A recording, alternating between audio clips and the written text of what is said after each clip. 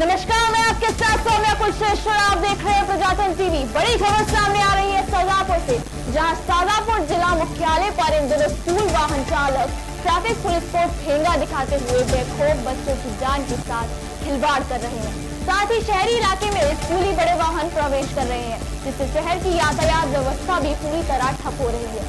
इसे सुधारने की बजाय ट्रैफिक पुलिस, आरटीओ विभाग एवं शिक्षा विभाग लापरवाही कर रहा है। प्रशासन किसी बड़े हादसे का इंतजार कर रहा है।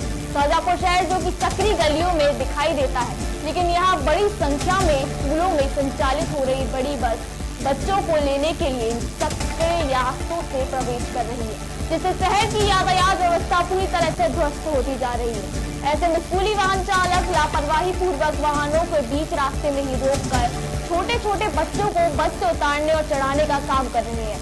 ऐसे में तेज रफ्तार से आ रही पीछे से 2 पहिया वाहन बच्चों को टक्कर भी मार देते हैं। स्कूल में भी इस तरह की कई घटनाएं शाहजहांपुर में हुई हैं, तो कई बच्चे सड़क पार करने में दुर्घटनाओं के शिकार हो रहे हैं। सबसे बड़ी बात तो ये है कि सभी बड़े वाहन ट्रैफिक पुलिस की नाक के नीचे से ट्रैफिक पॉइंट से होकर गुजरती है, लेकिन इन्हें रोकने वाला कोई जिम्मेदार नहीं दिखाई देता।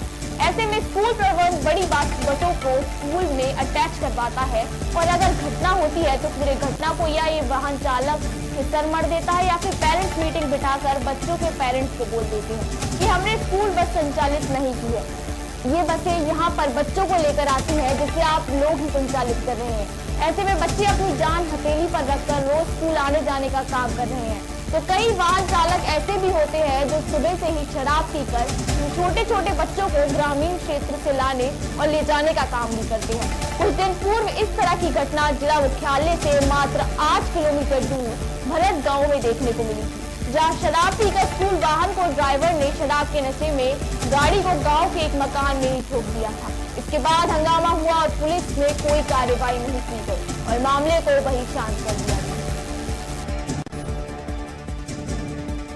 की गलियां बहुत सकड़ी है, तो सुबह जब वाहन बच्चों को लेने आते हैं तब तो ट्रैफिक ज़्यादा नहीं रहता है, तो वो आते तो इतनी कठिनाइयाँ नहीं होती है।